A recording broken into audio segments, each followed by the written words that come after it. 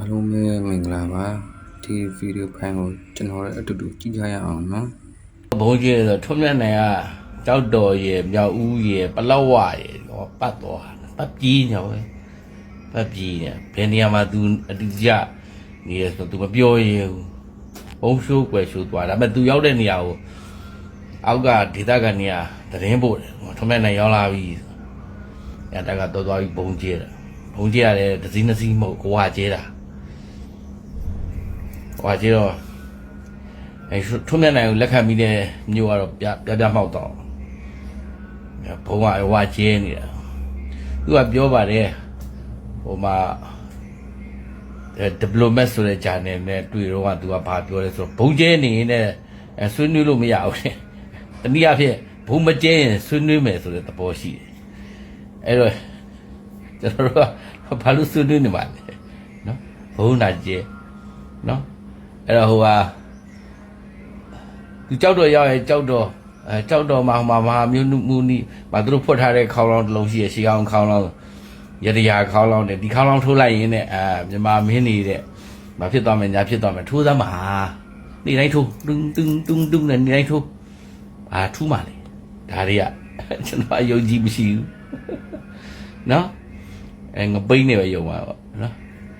အဲ့တော့သူကပြေးနေရတယ်ပေါ်ထင်းနေမနေရဘူးဘယ်ရွာမှာဘလို့နေတယ်ဘလို့ထိုင်နေပေါ်တယ်သူရဲ့ကိုကဲကြီးထတာချုပ်ကတော့စတာလင်နေပါလေဆင်ပြီးပြောတယ်ဒါစတာလင်ဘန်းဆိုတာဗျာဟုတ်လားမလူတယောက်ထမ်းလို့ရရလေနော်ဘရွှေတီရွှေလို့ရတာပဲရွှေလို့ရအောင်အီလိုမိုက်ကလုပ်ပြီးသား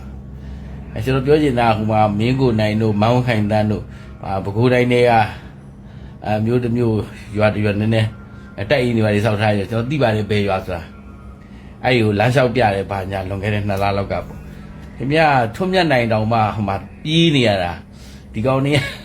ပေါ်တင်မဲ့ဘာညာနဲ့အမဲလမ်းလျှောက်ပြတယ်ဘာညာလို့ထွန်းမြတ်နိုင်တောင်ပြေးနေရတာဒီကောင်ရှိတယ်ဆိုတာနဲ့ဟိုတက်က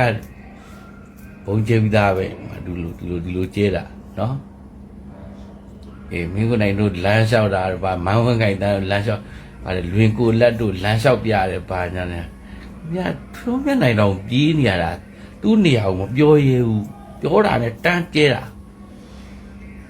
နော်ခုထွန်းမြတ်နိုင်ကြောက်တော့ဒီဘလောက်ပြေးသွားတယ်ဘလောက်ပါရှိတယ်ဘလောက်မကြခင်ကျဲတော့မယ်ခဏစောင့်လေးစားပါတယ်ဘေဂျင်းကနေသမ္မတထရန့်က15ရက်နေ့မှာပြန်တယ်ဗျာ20ရက်နေ့မှာပူတင်ကဘေဂျင်းကိုလာမယ်သမ္မတစီနဲ့ထပ်တွေ့ဆိုလိုတာကတော့တရုတ်နိုင်ငံတကယ်ကမ္ဘာအင်အားကြီးနိုင်ငံနှစ်ခုဖြစ်တဲ့ရုရှားနဲ့အမေရိကန်သူ့စီလာပြီးတော့ပုံနှစ်တိုင်လုပ်ပြီးတော့ကမ္ဘာရေးခင်းနေလာဆွေးနွေးနေတရုတ်ကရှေ့တန်းရောက်လာဘာလို့ရှေ့တန်းရောက်လာလဲဆိုတော့ရုရှားကလည်းယူကရိန်းနဲ့စစ်ဖြစ်နေတယ်အမေရိကန်လည်းအီရန်နဲ့စစ်ဖြစ်တယ်ဆိုတာနဲ့သူ့ရဲ့တနအင်အားနည်းနည်းများတော့စုပ်ယုတ်တာပဲလေဒုတိယကမ္ဘာစစ်မှာလည်းပြာပုံဖြစ်သွားတဲ့အင်္ဂလန်တို့ဂျာမနီတို့ရုရှားတို့ထက်စစ်မြေပြင်မဖြစ်တဲ့အမေရိကန်ကကမ္ဘာကိုဥဆောင်သွားတာအဲ့ပုံစံမြင်ရတယ်အဲ့လိုကမ္ဘာကိုဥဆောင်တဲ့အခမ်းကဏ္ဍပါလာတဲ့တရုတ်နိုင်ငံရဲ့နိုင်ငံတိုင်းဝန်ကြီးဝမ်ယီကမြန်မာသမ္မတဦးမင်းအောင်လှိုင်ကြားစစ်စာချိန်ဆိုပြီးတော့မကြခင်မှာပဲလာရောက်တိမှတ်ပြုတယ်လာလဲတယ်ပြီးပေချင်းကိုဦးမင်းအောင်လှိုင်ဖိတ်ကြားတယ်ဒါမကြခင်သွားမယ်အဲ့ဒီပြင်သမ္မတပူတင်ကအာဆီယံအစည်းအဝေးကိုတွားတက်တယ်မြန်မာကိုအာဆီယံမဖိတ်ဘူးအဲ့မှာသမ္မတပူတင်ကမြန်မာပေါ်မှာဘလောက်တမိုးထားလဲဆိုတော့အာဆီယံ plus ရုရှားအစည်းအဝေးမော်စကိုမှာလုပ်ခင်ဗျားတို့မြန်မာလည်းပါဆိုတော့မြန်မာနဲ့စကားပြောပါဦးဆိုတော့ဟလာဖိလစ်ပိုင်တို့အစ္စတီမောတို့အင်ဒိုနီးရှားမလေးရှားဘယ်လိုမျက်နှာထားမလဲမျက်နှာပူစရာကြီးမြန်မာကတော့သွားမှာပဲနော်သူတို့မလာဘူးဆိုရင်လည်းမလာလဲနေလေကမ္ဘာစွန့်ရဲ့အရင်မြစ်ကရှေ့လည်းပိုင်းပြီးရင်ရုရှားမှာအကြီးဆုံးပဲခုရေနံနေတလောက်ခက်နေရုရှားစီမသွားရင်အန်ဒီရှိတာပေါ့နော်အဲ့တော့ဆိုလိုတာကတော့ကျွန်တော်တို့ရဲ့မိတ်ဖက်တရုတ်နဲ့ရုရှားမြန်မာကိုတော်လေးထားတယ်။ခင်ဗျားတို့နှစ်ပဲတစ်ပြားအာဆီယံကအတိမပြပြနေ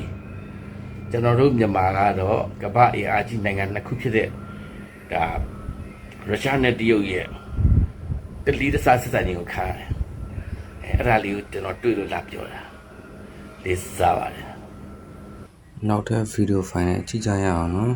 ခုတော့ဒီလိုမျိုးလေးဖြစ်သွားတယ်ရှေ့ဆက်ဖို့အတွက်ကြိုးစားရအောင်မယ်ဘာလို့ရမှန်းတော့မသိတော့နေရာထက်ရှာရမယ်ညီမြန်လေးတော့နေရာရှာရမယ်လုပ်ငန်းနေရာရက်တန့်နေလို့မရအဆန်တော့ကုန်တာပေါ့တိဆောက်ထားတဲ့ဟာလေးကနေအကုန်လုံးအသိမ်းရတယ်မဟာအောင်မြေကြောင်ဝိုင်းကျွန်တော်တို့ပွဲရုံအပါဝင်အကုန်လုံးထည့်ရတယ်နောက်တစ်ခုလုံးကိုတိဆောက်ရတာခက်ခဲတယ်အခုတစ်ခါပြန်ပြီးဘယ်လိုပြန်ပြီးတော့ပြန်တီးရမှန်းမသိတော့နေရာတစ်ခါပြန်ရှာအောင်မယ်နေရာတစ်ခုရပြီးတော့တိဆောက်ရတာတော်တော်ခက်ခဲတယ် ပြောကြလေးရှိလို့ပါအရင်တစ်ခါပြောဘူးလေကျွန်တော်ထိုင်းနေစာမှာတာဝန်ကြတော့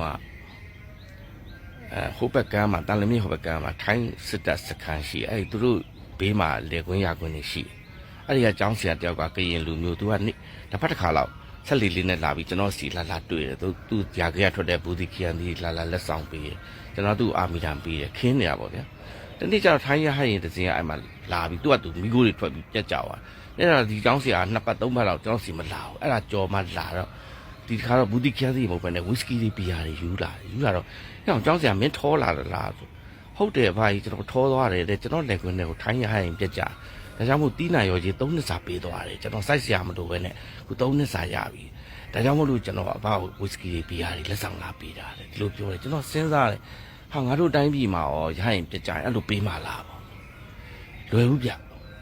အဲ့တော့သူ့နိုင်ငံကလေသမားကိုသူ့အစိုးရတမိုးထားလို့သူ့နိုင်ငံကကိုယ့်တက်ရှိရောက်နေတယ်လို့ကျွန်တော်မြင်တယ်ကျွန်တော်တို့နိုင်ငံမှာရောအဲ့လိုမလုပ်နိုင်ဘူးလားပေါ့နော်ဟာလားဒီမိုကရေစီအစိုးရဆိုတာပြည်သူတွေရဲ့ပိုင်ဆိုင်မှုတကြတပြားစပြီးတော့တမိုးထားရမယ်လို့ကျွန်တော်မြင်တယ်ကိုကစီမံကိန်းရှိတယ်စီမံကိန်းရှိတယ်ဆိုယော်လိုက်ပါထိုက်တန်ယော်လိုက်ပါဥမာမဟာအောင်မြေကအခု182အိမ်ဖြတ်တယ်ဆိုရင်သူငှားထားတာအရင်တော့ဘလို့ပဲလုပ်တော့ဘလို့ပဲပိုင်ဆိုင်သူ့ကိုရွှေ့တော့မယ်ဆိုတာ ਨੇ ပလန်နဲ့ခါရဲဟုတ်လား46တဲ့အကွက်တွေရိုက်ပြီးတော့ရော့ဒီမှာမင်းတို့အဲ့ဒါသွားတော့ဆိုပြီးတော့မှအဲ့လိုပလင်ချပြီးမှလှုပ်လိုက်စမ်းပါနော်အဲ့ဒါမာသာလင်ဒါထိုက်တန်နဲ့ဟလာပြောင်းရွှေ့ခြင်းတွေဖြစ်မယ်နော်တပါတီအာနာရှင်စနစ်နဲ့ကျင့်သုံးတဲ့တရုတ်ပြည်မှာတောင်မှဟလာလမ်းဖောက်တာကိုသဘောမတူတဲ့အဖိုးကြီးကသူ့အိမ်ဖဲမပေးဘူးအဲ့လမ်းခွဖောက်သွားတာအခုထိရှိတယ်နော်ဒါမျိုးတွေကကျွန်တော်တို့ကစင်ကြရမယ့်ကိစ္စလို့ကျွန်တော်မြင်တယ်ထိုက်တန်တော့ဒီနေရာမှာလမ်းဖောက်မှာဖြစ်တဲ့အတွက်စီမံကိန်းရှိလို့လမ်းဖောက်ပြမင်းကပေးဆက်ရမယ်ဆိုတာဒါပေးဆက်စရာမလိုဘူးသူ့ကိုထိုက်တန်နဲ့ရော်ကြီးပေးလိုက်ပါအခုလဲဒီတိုင်းပဲကျွန်တော်တို့အဲ့လိုပဲမြင်တယ်ဓမ္မသာဒီမိုကရေစီလမ်းကြောင်းကိုပေါ်ဆောင်နေပါတယ်ဆိုတာပြီးသားမယ်လို့ကျွန်တော်ထင်ပါတယ်ဗျာဒါလေးလာပြောတာဒီစားပါတယ်